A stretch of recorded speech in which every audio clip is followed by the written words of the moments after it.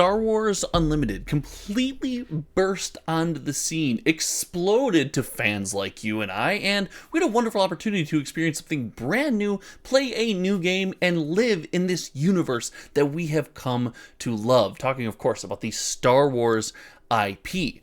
But recently, there has been an announcement, a decision, or rather a leaking of information that leads me to believe that the Star Wars Unlimited team has made their first major mistake. And it's time to talk about what it is and how it will affect fans like you and I right now.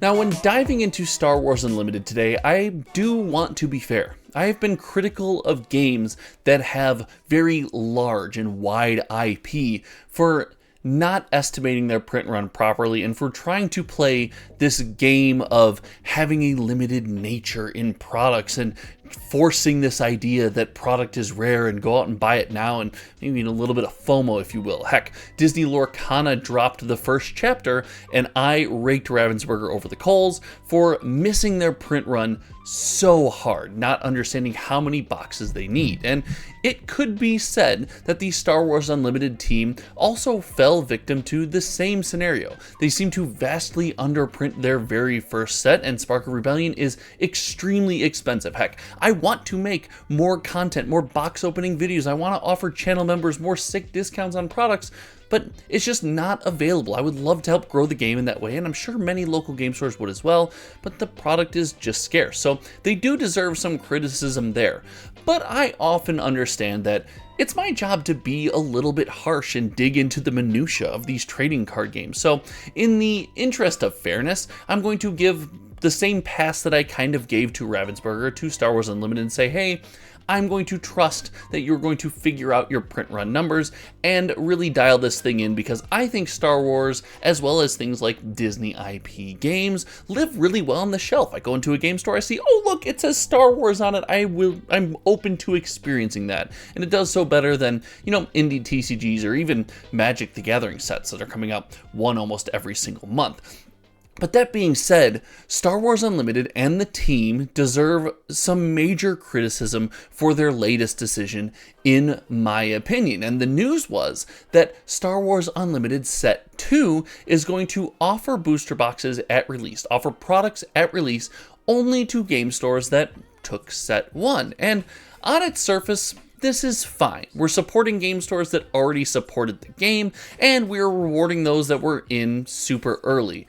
And I guess that's okay, but it definitely fights back against this wonderful idea that Star Wars can spread this game so wide, and it should be on shelves and should be readily available. And the only reason I can see for this happening is that they haven't quite figured out the print run numbers. And I know as we have this conversation today, you're going to find yourself on one of two sides of the fence. And I promise you, I'm going to address whether you think this is a good idea or think this is a bad idea. I'm going to address you in today's video. But regardless of where you stand, I think the idea that a Star Wars game and a game that we all know and love should be readily available on release is not a controversial one, and I'm not saying it won't.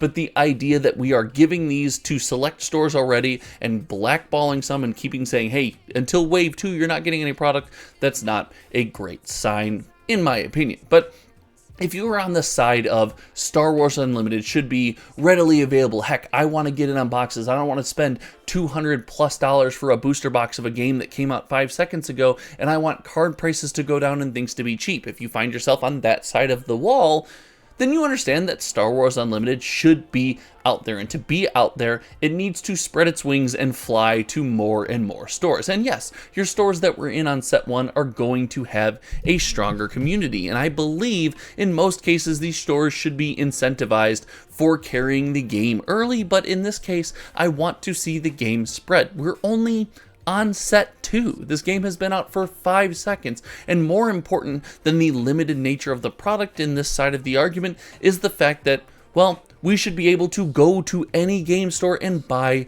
booster boxes. We have to remember with something like Star Wars Unlimited, we're not living in the indie TCG world. There isn't 12 or 13 people in your local scene that have ever heard of us. We are a Star Wars game, and for that reason, we should be available. We should be out there for someone to come in, have Star Wars Unlimited, maybe the set 2, set 1, whatever it is, catch their eye, get intrigued, ask questions, buy a pack or two. And that, my friends, is, in my opinion, the biggest miss by not having the game available on release. Release is one of the most hype times for all TCGs, and having the game not on the shelves in as many stores as possible immediately on release, in my opinion, is a miss. But then I will often get shot back with, well, what about collectability? It's a trading card game. You talk about it in Magic all the time with all the stuff behind you, that trading card games have to be collectible. You have to maintain this balance of scarcity, rarity, as well as playability and availability, and it's a tough balance to maintain. And to that I say, well, you're absolutely correct. But I look at collectability in terms of long term. How am I going to put these cards together? How am I going to be proud of this mini collection that I have built? And how is it going to hold both its meaning and its value over the span of my ownership of those collectibles, those products, whatever it is I choose to put in my binder on my shelves and show off? As you see, I'm kind of reorganizing the office and giving it a little bit cleaner look. Let me know what you think of the look in the comment section below. And if you've never caught a video, look at an old one. It was way more chaotic back then. But I say all that to say that Star Wars Unlimited must, like we talked about in the first section of this video, lean into that idea of game growth. We see new games come out all the time and try to be limited right away. And we try to cash in on this idea of scarcity and really create this FOMO in this environment where we have to chase things down now or they'll never be available. Heck, it's maybe your last time ever to buy this card at this price. You never know. But we have to remember that your most successful examples of this, your most successful trading card games and any collectibles didn't come out this way. They didn't come out barking about scarcity or saying you're never going to be able to get your hands on this. They came out available to everybody, ready for people to get their hands on, ready to be played with, ready to be enjoyed. And because they succeeded at those goals so much, they became these items, these things that we had this nostalgia and emotional pull towards, and this desire to own, and this just need to have on display. And for Star Wars Unlimited to do that, it's in a phase right now that Disney Lorcana finds itself in, where it has to spread as far and as wide as possible to touch as many hands and hearts of as many possible fans as it can, and from there build a community that then will value these treasures in the long run. Now, that's a delicate balance, as we said before. That is not to say that they should print 500,000 Star Wars boxes in every set, let the value go to complete zero, and just hope for the best. We have to find this balancing act. But by saying no new stores are getting product, by saying we're only rewarding, on wave 1 initial release, we're only rewarding stores that took us in the beginning, and wave 2 more stores are going to get the product. I understand that, but initially doing this does not speak to me the idea that, hey, we want to spread our game as wide as possible. So we have swung too far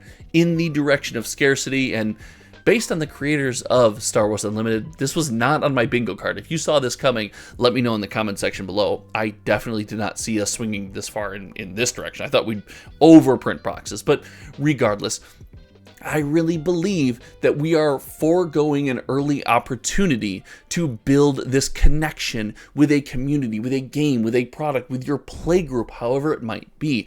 And yes, your showcase cards right now and chase collectibles and highly playable cards in Star Wars Unlimited, they're holding a fantastic value, and that is a wonderful thing. We want our cards to hold value. We need that to happen for a healthy trading card game ecosystem. But I believe some of that value in the short term could be sacrificed for the health of the game and the popularity of the game in the long run. And by not doing so, I believe Star Wars Unlimited will not achieve its full potential. Now, that's all said and that's all out there, but I believe that the company can still figure this out. Star Wars Unlimited can still be, I guess, fixed. It's still doing great. If you guys know, we track every single sold listing of sealed product from TCG Player on cardboardfinance.com, and Star Wars Unlimited, it looks fantastic. the Spark of Rebellion set has sold a ton of products and continues to sell into the later months of its life cycle, and because of that, I really think we're in a healthy spot. I'm just always looking to improve, and I think this is an area where we could improve Star Wars Unlimited, the growth of the game, and the long-term collectability of the cool things that we choose to own.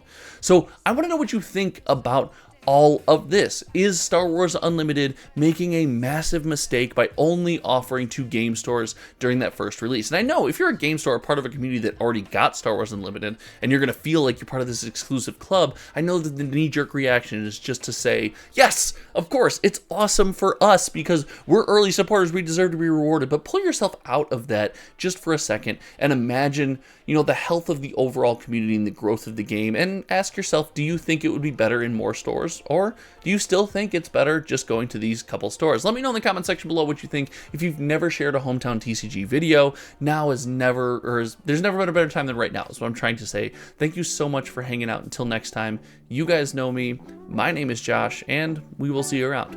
All right, take it easy, everyone. Goodbye.